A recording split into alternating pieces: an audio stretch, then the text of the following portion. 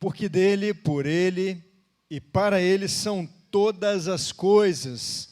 Glória, pois, a ele eternamente. Amém. Uma boa noite a você, que a graça, a paz e misericórdia de Jesus sejam sobre a sua vida e desejo que as mesmas se estendam ao seu lar e a todos aqueles a quem você ama. Noite de festa, 33 anos de história, uma história rica, abençoada, de uma comunidade de fé que tem apontado o caminho da salvação e anunciado que o reino de Deus chegou.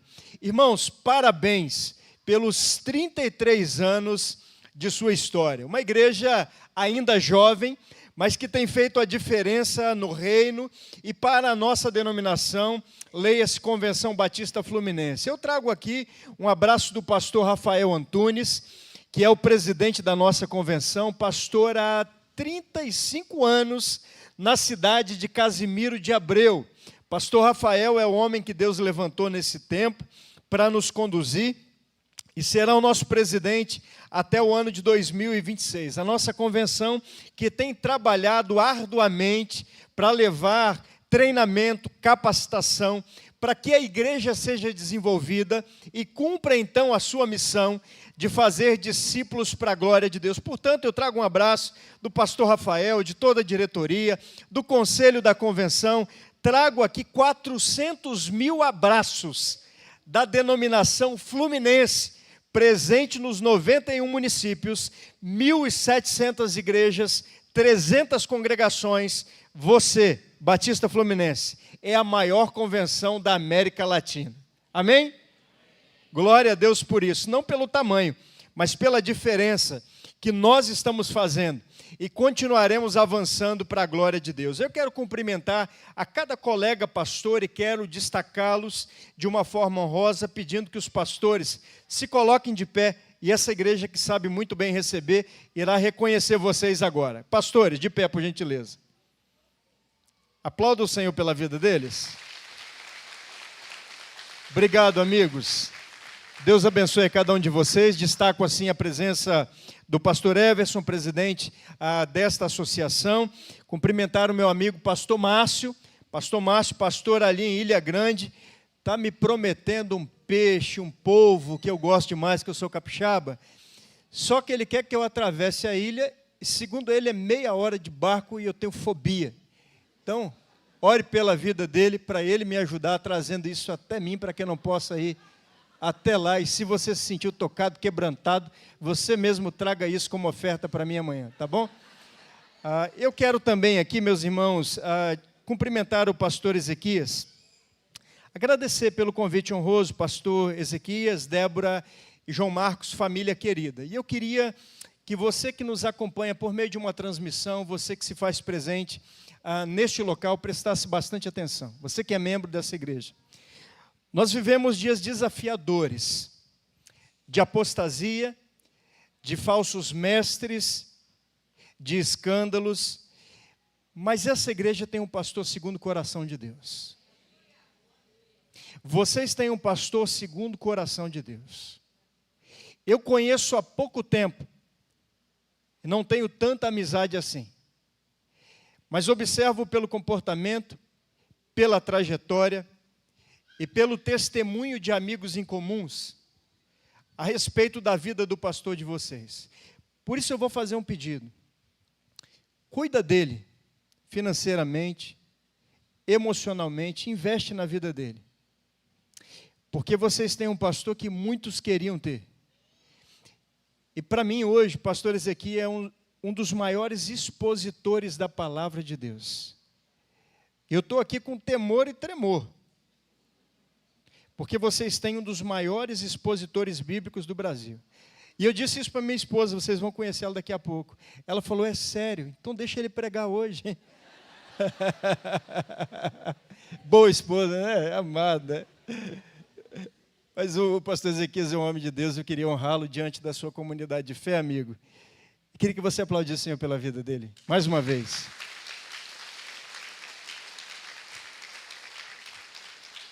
Isso aqui não é idolatrar homens não, tá? Porque ele não merece ser idolatrado, nem eu, nem ninguém que está aqui. Mas a Bíblia diz que a gente deve dar honra a quem honra. E eu preciso testemunhar isso diante de vocês. Cuidem bem, porque senão outros aí querem carregar ele, tá? Eu já ouvi falar muita coisa. Agarra bastante esse homem, não deixa ele sair daqui não, que ele é uma bênção do Senhor. Bem, eu sou casado com a Gleisiane, daqui a pouco vocês vão conhecer, pai da Elisa, de 5 anos de idade, e da Alice, de 4 anos de idade, que serão as primeiras freiras batistas. Eu só estou dizendo isso porque minha esposa não chegou ainda, porque há uma repreensão só do olhar. E aí eu já me tremo todo aqui, mas ela não está aqui, eu estou dizendo e você não vai dizer isso para ela. Mas é brincadeira, porque são 2 princesas, vocês vão ver isso. Quem é pai de menina sofre bastante. Você cuida, dá pulseirinha de ouro, roupinha, carrega no colo, dá leite, faz o seu melhor e depois vem um marmanjo abençoado e leva. Mas eu já estou me conformando com isso, eu só fiz uma brincadeira, tá bom? Eu sei que está registrado aqui. Mas a minha família é uma bênção, a Gleisiane é de Rondônia, de Ouro Preto do Oeste. Eu sou natural do estado do Espírito Santo, sou capixaba, tenho 44 anos, 15 anos exerço o ministério pastoral, não como profissão, mas por vocação. Servi a Convenção Batista do Estado do Espírito Santo durante 11 anos da minha vida ministerial. Exerci ministério auxiliar em 2 igrejas no Estado do Espírito Santo. E no ano de 2024, Deus nos trouxe para essa convenção, do qual eu tenho orgulho, mesmo sendo flamenguista, de ser chamado Batista Fluminense. Amém? A Convenção Batista Fluminense é um grande potencial, meus irmãos. A nossa convenção é uma convenção que aponta caminhos. A nossa convenção é uma convenção que serve o Brasil e serve o mundo. A nossa convenção enviou e envia missionários para todo o mundo. Sabe por quê? Porque nós estamos juntos pelo Rei e pelo Reino. Você pode repetir isso? Juntos. E quando eu penso nessa ênfase, ou pensava, quando não estava aqui e recebi do pastor Ezequias esse convite e essa proposta, eu comecei a pensar sobre o reino de Deus. E pensar no reino de Deus é pensar sobre a nossa própria história. E eu chamo seus olhares pelo retrovisor ao ano de 1891, quando a missão de Richmond, nos Estados Unidos, no sul, envia um casal chamado Beckby ao estado do Rio de Janeiro, e que plantam a primeira igreja batista em solo fluminense, na cidade de Campos dos Goitacazes, a partir do nascedouro da primeira igreja em solo fluminense. O evangelho começa a ganhar formas. Há uma preocupação acerca da expansão. Algumas comunidades de fé começam a nascer a partir do primeiro trabalho. E é no ano de 1907 que na cidade de Aperibé, no norte do estado do Rio de Janeiro, nasce então a Associação Batista Fluminense, plantada ou criada em uma assembleia pelo pastor Salomão Ginsburg, um judeu convertido ao cristianismo, que dá a sua cooperação, a sua colaboração ao solo fluminense. E pensar nessa história é pensar no reino de Deus. E meus irmãos, olhando para trás, eu vejo uma pequena comunidade com 10 membros, quem sabe 20, 30. E hoje nos tornamos dezenas, centenas, milhões e milhares, que estão anunciando o evangelho por todo o mundo. Olhar para essa história é olhar para o reino de Deus. É olhar que por meio de coisas pequenas, Deus faz coisas grandiosas. E a primeira palavra que chama a minha atenção nesta ênfase é que estamos juntos, ou juntos somos mais fortes. Juntos pelo Rei e pelo Reino. Juntos, junção, unidade. E como é oportuno falarmos nessa noite sobre esta unidade no reino de Deus. Porque vivemos um tempo de polarização, de rupturas, de fragmentação, das quais alcançam também a nossa comunidade de fé. Mas o reino de Deus é a unidade. Falar de unidade não é falar de uniformidade. Apesar de ser simpático a uniformidade, não viveremos mais um tempo de uniformidade.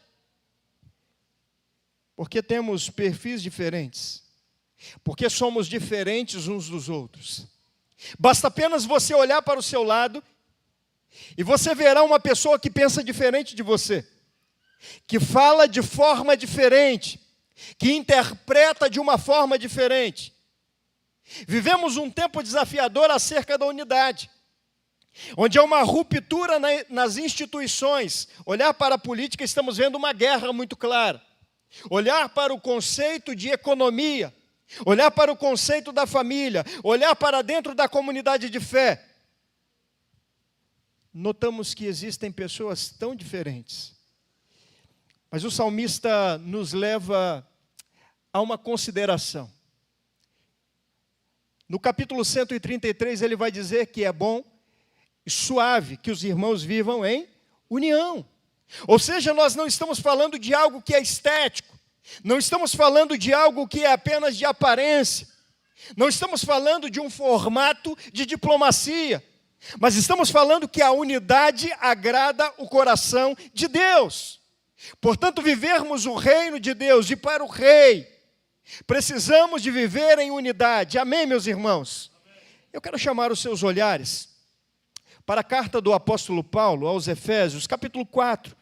A partir do verso 15, quero ser bastante claro e objetivo nesta noite, mas assentado como você está, abra ou acesse a palavra de Deus. Carta do apóstolo Paulo aos Efésios, capítulo 4, verso 15. Ele vai dizer o seguinte: antes, seguindo a verdade em amor, cresçamos em tudo naquele que é a cabeça, Cristo. Antes, seguindo a verdade em amor, cresçamos em tudo naquele que é a cabeça, Cristo. Pai bendito, obrigado pela tua palavra. Palavra esta que expressa a tua vontade. Vontade esta que é boa, perfeita e agradável. E que por meio da instrumentalidade do Espírito Santo do Senhor, o homem seja anulado e a tua voz seja ouvida nesta noite. E que o sobrenatural do Senhor se revele a nós. Que seja um tempo de quebrantamento, despertamento e avivamento, salvação, cura para a glória do teu santo nome. Nós oramos assim, abençoados pela fé em Cristo Jesus. Amém e amém.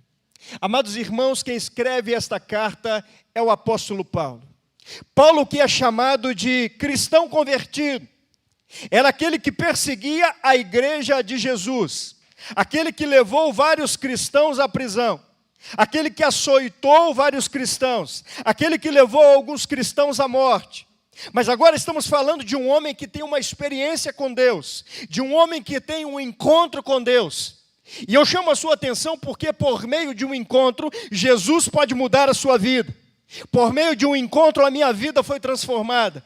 É por meio de um encontro que estamos aqui nesta noite. E são por meio de encontros que Jesus pode transformar a vida da nossa sociedade. Paulo, que é chamado de cristão, mas em outros contextos apresentado como um servo. Na palavra grega traduzido quer dizer um escravo. Escravo é aquele que depende do seu senhor. Mas aqui Paulo não é apresentado como cristão ou servo. No início desta carta, Paulo é identificado ou se identifica como apóstolo. Apóstolo, segundo o original grego, quer dizer aquele que carrega uma mensagem. Aquele que é emissário, porta-voz da maior mensagem do mundo, ou seja, do Evangelho, o Evangelion, que quer dizer boas novas de transformação, que Jesus é o Senhor para a glória de Deus. É o apóstolo Paulo, então, portador desta mensagem. É Paulo que carrega esta mensagem. É Paulo que vive esta mensagem. E é ele agora que escreve aos irmãos que estão na Ásia Menor, na igreja de Éfeso, localizada atualmente na Turquia, uma cidade que estava próxima ao mar Egeu, uma das cidades ou a mais estratégica para a plantação de um trabalho. Uma cidade com aproximadamente 300 mil habitantes, pouco mais do que Angra, que tem 197. Nós estamos falando de uma cidade que tinha ou ligava as principais vias da época. E todo o comércio se movimentava em torno da cidade de Éfeso, ou os empresários da época obrigatoriamente passavam e paravam nesta cidade. O que movia esta cidade economicamente era o comércio religioso. Porque nesta cidade estava uma das 7 maravilhas do mundo antigo, religioso. Eu estou falando do templo de Ártemis, ou da deusa Diana, a deusa da caça e da fertilidade. A economia girava por meio do comércio religioso, do turismo religioso. Pessoas de todas as partes passavam ou iam àquela cidade para visitar o templo e adquiriam souvenirs de pedras do próprio templo. Mas naquela cidade havia um grande levante do inferno, em torno ou enraizado na cultura romana e traduzida aos povos. Aquela cidade vivia um grande enfrentamento, ou melhor, aquela igreja na cidade vivia uma grande luta e um enfrentamento a esta cultura religiosa, dominada pela feitiçaria e pelo ocultismo, a idolatria, a imoralidade sexual. Por isso, Paulo vai falar aos Efésios, nesses primeiros 4 capítulos, acerca da necessidade de voltarem os seus olhares para a centralidade em Jesus. Paulo chama os olhares desta igreja a necessidade, pastor Léo, de se voltarem à santidade, a de viverem uma vida de separação entre o pecado, para que o pecado não fosse uma barreira no seu processo de caminhada e de jornada com Cristo. Mas é Paulo que vai falar sobre a necessidade, além da santidade, de viver em unidade. Unidade e amor cristão. Paulo fala sobre necessidade de uma vida de reciprocidade. Ele vai falar sobre o amor. Ele vai falar sobre a unidade. Porque a partir do momento que este levante do inferno se adentrava aos nossos arraiais, havia um grande conflito.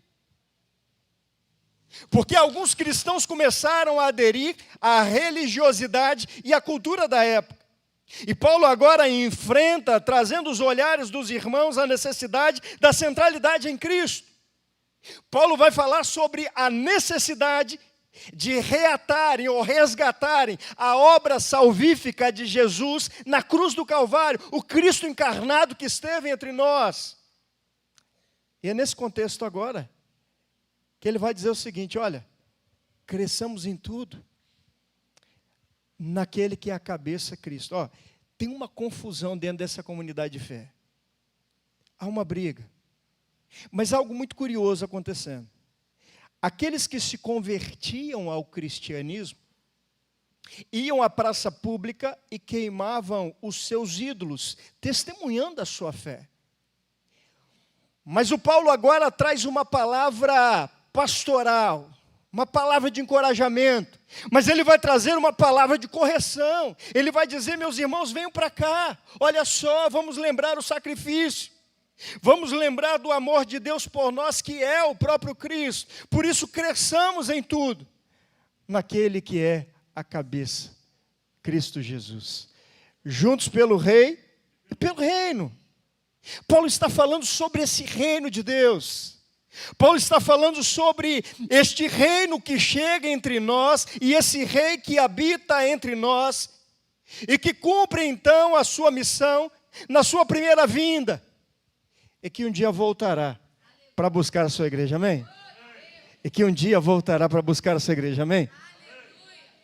Tem gente que não está otimista com isso, então eu vou repetir para você entender. E ele voltará pela segunda vez para buscar a sua igreja. Então uma galera que vai ficar, pastor, mas até o final do culto vai melhorar.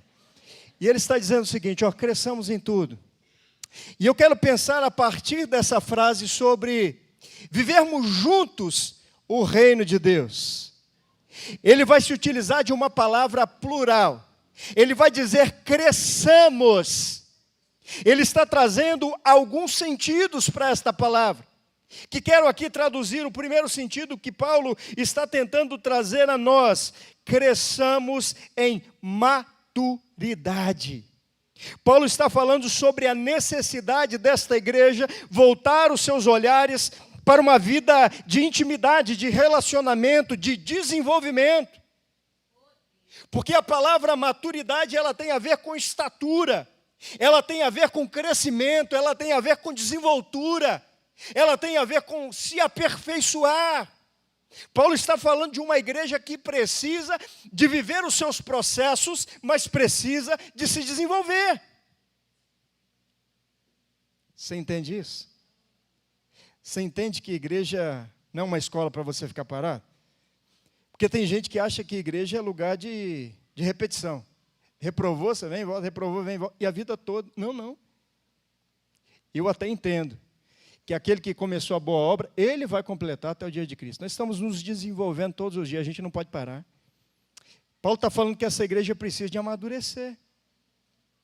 Porque tinha crente ali flertando com as falsas doutrinas, com o falso evangelho.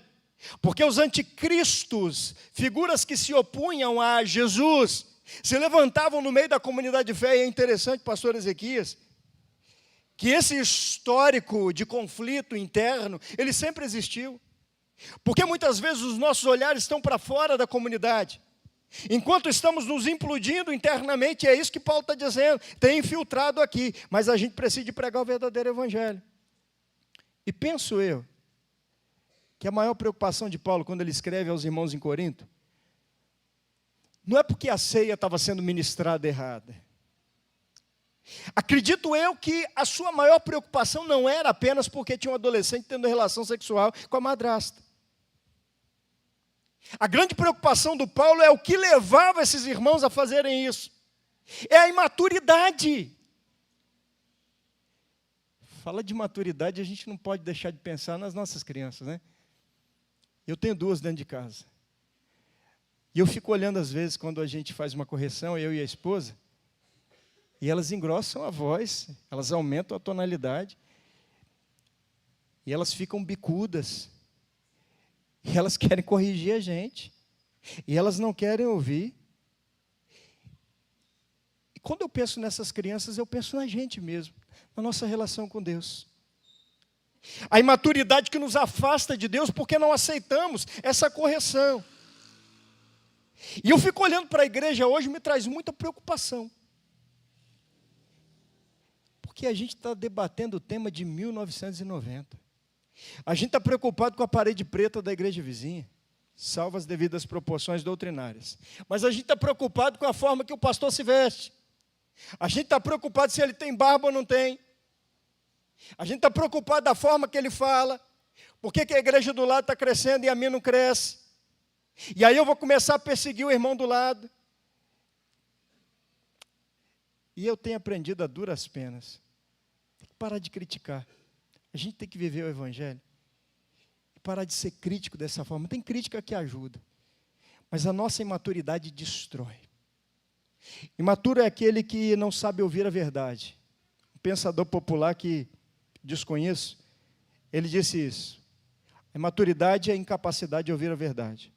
Imaturidade é a incapacidade de ouvir a verdade.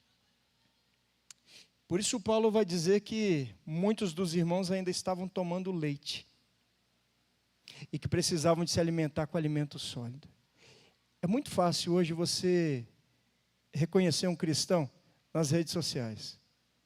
É o mais barraqueiro que está por ali. É o que está falando da vida de todo mundo, é o mais crítico.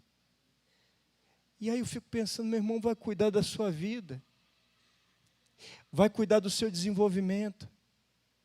Sabe aquela coisa de criança, quando o pai manda limpar a casa, ele joga a sujeira para debaixo do tapete?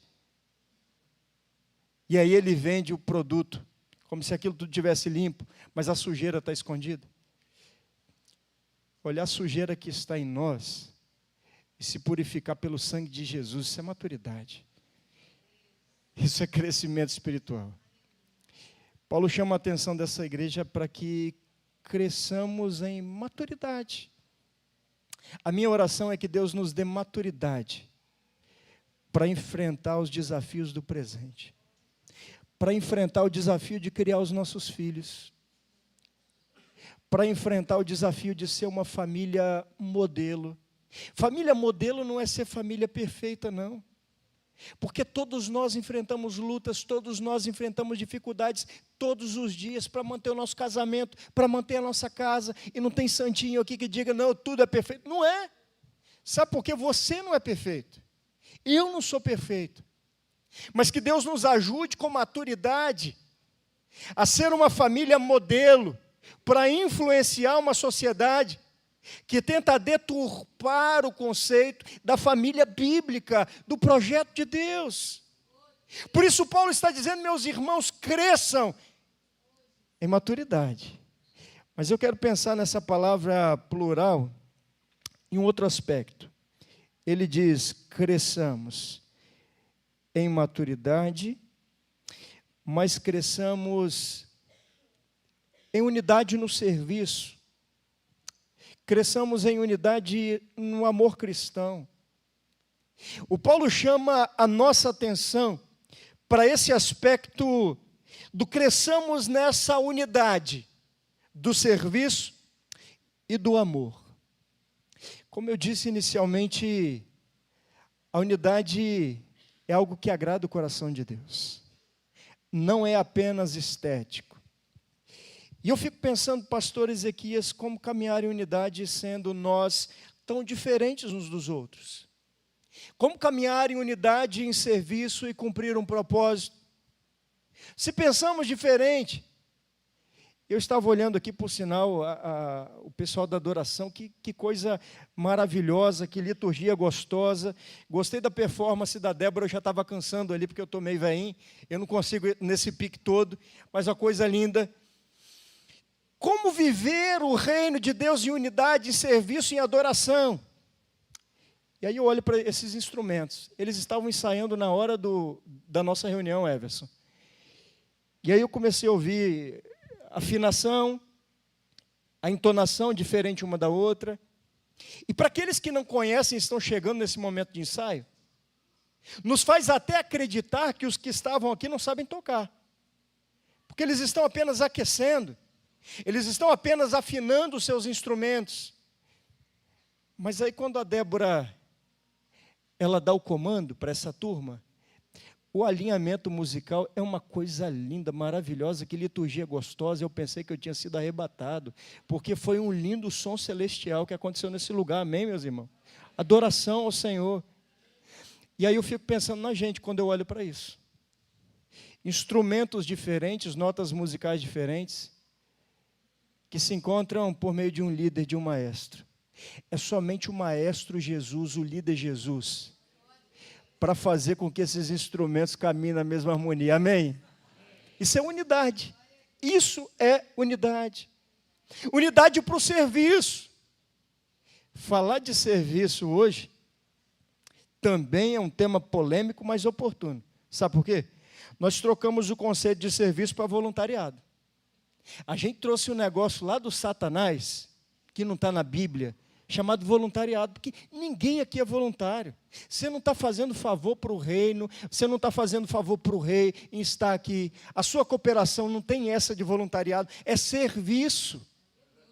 E quando a gente troca esse conceito, essa palavra, ou melhor, essa palavra que vai se tornar um conceito, a gente começa a se distanciar da palavra de Deus. E eu me preocupo muito com isso. Porque o conceito de serviço, irmão, sabe qual é? É bacia e toalha. Conceito de serviço é uma toalhinha no ombro e uma bacia na mão para lavar os pés. Foi isso que Jesus fez. E aí eu acho bastante interessante, eu quero pensar que a igreja ela precisa de caminhar nessa toada. Você conhece uma profissão chamada garçom, né? O garçom é sensacional. Garçom, para mim, é um exemplo de servo.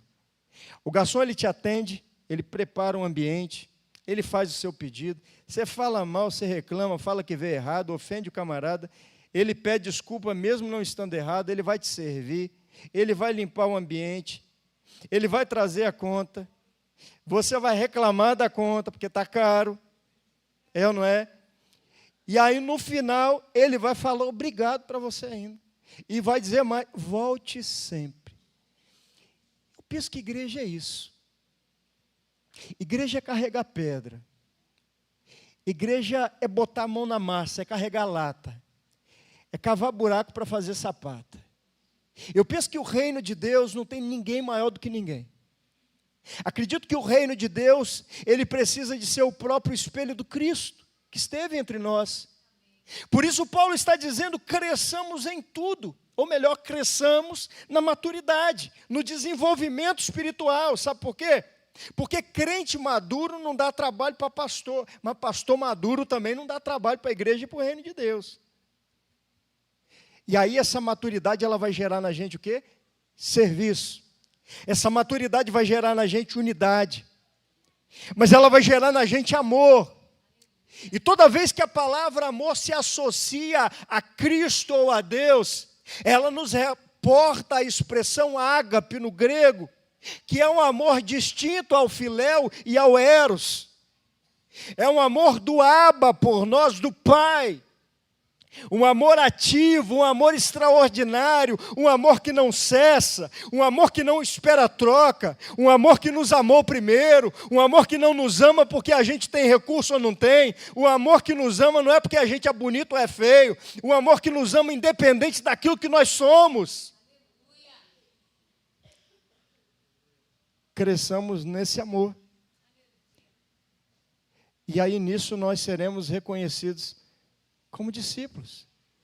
É isso que o João, apóstolo do amor, o discípulo a quem Jesus amava, aquele que reclina sua cabeça sobre o peito de Jesus, aquele que é testemunha ocular da crucificação, aquele que é o primeiro a chegar com as Marias e com Marta no túmulo para ver a cena do túmulo vazio.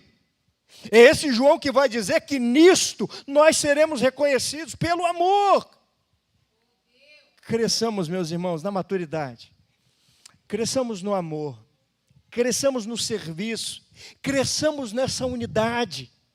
Porque esse time unido, o inferno não pode derrotar, sabe por quê? Nós estamos firmados numa promessa, nós estamos na rocha que é Cristo Jesus. Ele vai dizer, porém eu te digo que tu és Pedro, tu és pedra, e sobre esta rocha que sou eu, a igreja está edificada. Meu irmão, não tem pandemia, não tem coliseu romano, não tem imperador, não tem governo, nada pode parar a igreja, porque nós pertencemos a Jesus. Cresçamos nesse amor, cresçamos em unidade. Mas vamos deixar de ser criança, cresçamos em maturidade. Isso é para mim, eu estou pregando para mim. E aí pastor Ezequias, ele vai dizer algo mais. Cresçam em tudo. O que vem à sua cabeça quando ele utiliza a expressão tudo? Quando ele fala de tudo, ele está falando de algo integral. Ele está falando de algo pleno. Ele está falando de algo que não pode ser pela metade. Ele está falando de integridade. Cresçam em tudo, sejam íntegros, sejam completos, sejam plenos. Não deixem em nada a desejar. Eu me lembro de testemunho do pastor Moody, que vai dizer que durante uma celebração, um homem sem os braços e as pernas, ele entra dentro da igreja. Ele é trazido até a frente. E ao final dessa celebração, quase ao final, o pastor faz um apelo. E esse homem sem braço, sem perna, ele entrega a vida a Jesus. Já ouviu essa história? E aí sabe o que um abençoado vai dizer para o pastor, depois do culto? Pastor, de que vale esse homem sem braço e perna no reino de Deus? Porque ele não tem mais vigor, ele não tem saúde, ele não tem mobilidade. Qual a utilidade dele? E esse pastor sabiamente, usado pelo Espírito Santo de Deus, ele vai dizer, sabe o que, irmãos? Mais vale um homem pela metade que se entrega por inteiro do que inteiro que se entrega pela metade. Ele vai dizer que mais vale um homem pela metade que se entrega por inteiro do que o inteiro que se entrega pela metade. Vou repetir para você. Mais vale um homem pela metade que se entrega por inteiro, pleno, do que um inteiro aparentemente são, perfeito humanamente, aos olhos do mundo, mas que se entrega por inteiro para Deus. Sabe por quê? O Senhor olha para o seu coração como Ele olhou para o coração de Davi. A sua integridade está no seu coração. A sua integridade está na sua alma. A sua integridade está na fonte de todas as coisas. É daqui que jorra tudo. É do coração. Alguns anos atrás eu estava lendo uma pesquisa e ela já foi atualizada, mas eu quero me utilizar dela porque eu acho que não mudou muita coisa. Pastor, apesar de não ser profissão, ele entra numa pesquisa em relação à profissão. Igreja, apesar de não ser uma instituição secular, de ser uma agência do reino de Deus, mas ela entra na pesquisa como instituição. E essa pesquisa falava das organizações e profissões de maior credibilidade. E aí, pasmem, a igreja fica em quarto lugar, perdendo para bombeiros, polícia militar, médicos. Naquela ocasião, isso já mudou, foi no ano de 2022. Os pastores aparecem na 17ª colocação. Tem alguma coisa errada, irmãos. A pesquisa deste ano aponta a igreja numa crescente. 26% da população brasileira se declara cristã. De 215 milhões de habitantes, 55 milhões se declaram cristãos. Tem alguma coisa errada, gente. Eu acho que está faltando integridade. Está faltando esse tudo que Paulo está falando. Porque, meus irmãos, se nós somos um Estado e um Brasil evangelizado, a gente não pode vivenciar esse monte de acidente de trânsito, violência no lar contra a mulher, abuso infantil, assassinatos, homicídios, roubos o tempo todo. Tem alguma coisa errada. A igreja precisa de fazer a diferença. E aí o Paulo está dizendo aos filipenses que ser íntegro é gerar frutos do Espírito por meio da sua vida. Sabe o que quer dizer isso? Crente em Jesus, convertido, porque aquele que roubava não rouba mais, aquele que era mentiroso que não minta mais, aquele que vivia no pecado que não viva mais no pecado. Isso é fruto de justiça. E sabe de uma coisa? O mundo está cansado de terno e gravata e folheto e Bíblia debaixo do braço. O mundo quer ler a Bíblia através da sua vida. Eu me lembro, Everson, que fui procurar um local de retiro para a minha igreja. E aí o proprietário olhou para mim e falou: você gostou do sítio? Eu falei: eu gostei. Por que tem piscina, campo de futebol, ar-condicionado, acomodações, suíte, está tudo muito legal, comida é boa. E eu falei para ele o seguinte: você só precisa de melhorar a pavimentação do caminho que chega até o seu sítio. E ele falou: como fazer isso? Eu falei: procura um político, procura alguém da sua cidade para te ajudar a resolver esse problema. Ele falou: você é político? Eu falei: eu não. Eu falei: eu tenho cara de político. Ele falou: você tem cara de político. Eu falei: mas eu não sou político. E naquela mesma hora, a reação daquele homem, meus amigos pastores, Márcio, ele falou o seguinte: graças a Deus. Porque tem 3 classes que eu não acredito mais: padre, político e pastor. E eu fiquei quieto na hora. Sabe por quê, Márcio? Sabe o que ele estava dizendo? Ele estava dando um recado para mim. Que de rostinho bonito, que não é o meu caso não, é de outros aí. Bíblia debaixo do braço, terno, gravata, folheto, o mundo está cheio. De rótulo, o mundo está cheio. Ele estava querendo dizer para mim que Jesus só pode ser visto por meio de uma igreja íntegra. De uma igreja que não caminha pela metade. De uma igreja que não encurta o caminho para chegar no seu objetivo. Você sabe do que eu estou falando. Esse jeitinho brasileiro ou carioca, ele não tem nada a ver com a igreja, não. Isso é de Satanás. O nosso jeito, sabe qual é? É andar em linha reta. É marchar, porque nós estamos voltando para casa. O mundo não entende, mas nós estamos voltando para Canaã, para a terra prometida, para a Nova Jerusalém que vai descer do céu. O Paulo está dizendo: cresçam em tudo. Cresçam no amor, na unidade, na maturidade. Em tudo, sejam íntegros. E aí ele finaliza, e eu finalizo por aqui. Eu não sei nem como é que está o meu tempo aí, pastor. Mas ele vai dizer, nem você, né? Então tá bom, então deixa rolar. Cresçam em tudo naquele que é o cabeça, Cristo Jesus. Cresçam em tudo naquele que é o cabeça. Fui procurar a palavra cabeça no grego, que é o original da língua. A palavra cabeça ali, ela tem uma relação, ela é traduzida como o mentor, como o cabeça, como o direcionador. O Paulo está dizendo: cresçam naquele que é o cabeça. Cresçam naquele que é a nossa referência. Sejam imitadores de Cristo como eu sou. Ele não está dizendo o seguinte: olha, não olha para mim porque eu sou imperfeito. Não olha para mim porque eu vou pecar. Não olha para mim porque eu não sou exemplo para ninguém. Não, ele matou no peito e disse o seguinte: olha, olhem para mim mesmo. Sabe por quê? Porque eu sou imitador de Cristo Jesus. Aí eu pergunto para você, amigo, irmão, a quem você tem imitado?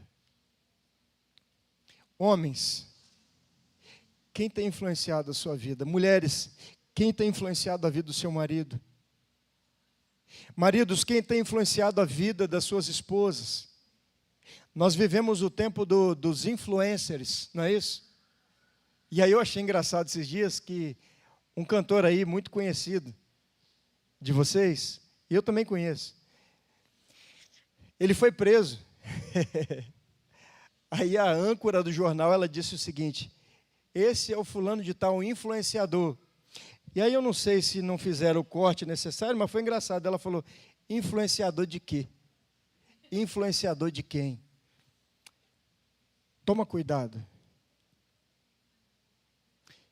com aquelas pessoas que estão influenciando a sua vida. Seja a influência de Jesus para a vida dessa pessoa. Que sejamos pequenos talmidins na expressão do hebraico. Talmidim é um pequeno Cristo, é um discípulo, é aquele que quer ser igual ao seu mestre, é aquele que segue o mestre. Que a nossa vida possa refletir o cabeça, que a nossa vida possa refletir a glória de Deus. E eu tenho sido repetitivo, espero que não cansativo, mas eu aprendi discipulado sendo a leitura de um livro.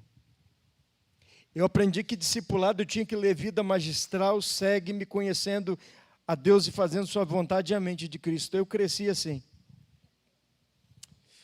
Mas hoje eu entendo que discipulado vai além disso. Discipulado vai além da escola bíblica dominical. Discipulado é você chamar a pessoa para ser seu imitador. Na rua, no cinema, na praia, no restaurante, na escola, aonde você estiver. Chama essa pessoa para viver a sua vida. Não chama ela para vir para a igreja, não. Chama ela para viver a sua vida. Porque quando ela começar a viver a sua vida, ela vai perguntar: olha, tem alguma coisa diferente em você. Você é coach? Você é um profeta? Talvez, sim. Não, eu sou um servo de Jesus. E o que é ser servo de Jesus? Aí, meu irmão, agora sim. Depois que entrou na sua vida, você vai pegar o servo de Jesus, é viver a palavra. Quem é a palavra? A palavra é o próprio Cristo. Aí você vai convidar essa pessoa: você quer caminhar nesse caminho? Então eu quero orar pela sua vida agora. Você quer que o Espírito Santo de Deus entre na sua vida agora e faça morada para você ser igual a mim, imitador de Cristo? Agora é a hora, irmão. Agora essa pessoa vai se juntar à comunidade de fé e ela vai ser chamada de igreja. Mas chama ela para viver a sua vida. Cresçamos em tudo naquele que é o cabeça, Cristo Jesus. Ele é referência. Ele é a nossa inspiração. Ele é o sentido da nossa estada aqui. Portanto, ide, façam discípulos de todas as nações, batizando-os em nome do Pai, do Filho e do Espírito Santo, ensinando a guardar todas as coisas que eu vos ensinei. Até que Ele venha, porque Ele foi preparar lugar para a gente, e Ele disse que lá tem muita morada, e que o Consolador estaria conosco todos os dias, mas Ele disse que Ele vai voltar, e Ele voltará para buscar a sua igreja. Que Deus nos ajude, que Deus nos fortaleça, cresçamos em tudo, naquele que é o cabeça, Cristo Jesus. Feche seus olhos agora, e permita mais uma vez orar com você. Posso fazer isso agora? Feche os seus olhos. Eu quero te convidar nesse momento a um compromisso. É noite de festa, 33 anos. Eu quero fazer um convite a você, dar um presente, não para essa igreja, mas um presente para o Senhor. E o presente agora é pedir: Senhor, me revista dessa graça, dessa autoridade e dessa integridade. Eu quero crescer para que o mundo possa ver Jesus por meio da minha vida. Você pode fazer isso agora? E aí eu estou fazendo isso também agora, junto com você. Você pode fazer isso? Cresçamos em tudo naquele que é o cabeça, Cristo Jesus. Olha, eu fico muito feliz em ver essa igreja florida com tanta gente. Uma igreja que está fazendo a diferença. Mas eu acho que talvez como alvo, como presente, para o ano 34 dessa igreja, é dobrar o número dessa membresia. Sabe como? Se cada cristão aqui fazer um discípulo no ano que vem, esse templo vai ficar pequeno, amém, irmão? Vamos fazer esse compromisso? De chamar essa cidade para viver a sua vida? De chamar com autoridade, com coragem essa cidade para conhecer Jesus por meio da sua vida? Sabe por quê? Porque o mundo só pode ver Jesus por meio da igreja. O mundo só pode ver Jesus por meio do amor que habita nesta igreja. Me permita orar com você, eu posso fazer isso agora? E se você puder e quiser, eu não quero te obrigar não. Algumas pessoas com dificuldade, da roupa, da saúde, mas aquele que pode e quiser, eu quero te convidar a se dobrar diante do Rei dos Reis. Eu quero te convidar a se dobrar junto pelo Rei e pelo Reino. Se você puder fazer isso, faça agora. Só você que pode e deseja fazer. Não é uma obrigação não, tá bom? Pai bendito, graças te damos pela tua palavra mais uma vez. Obrigado por essa palavra poderosa. Obrigado, Espírito Santo de Deus, pela tua presença neste lugar. Obrigado porque o Senhor é o alicerce, o Senhor é a base, o Senhor é a coluna desta igreja. Obrigado porque estamos de pé. É por meio de Cristo Jesus. É porque há mais de 2000 anos essa promessa tem sido cumprida. O Senhor é fiel, glórias ao teu nome, Jesus, o Senhor é fiel. Estamos de pé. Por muitas vezes, Deus, a gente começa a pensar em tanta coisa, até mesmo achar que o mundo está desgovernado. Mas não está não, porque o Senhor tem o controle de tudo. O Senhor continua no trono, o Senhor continua governando e o Senhor é justo. Obrigado porque a tua fidelidade, a tua misericórdia e bondade se renovam a cada manhã. Obrigado por este amor extraordinário e sobrenatural, que não nos abandona. Pai, agora em nome de Jesus eu quero pedir perdão pelos nossos pecados, e que são muitos. Tem misericórdia de nós. Ajuda-nos, Senhor.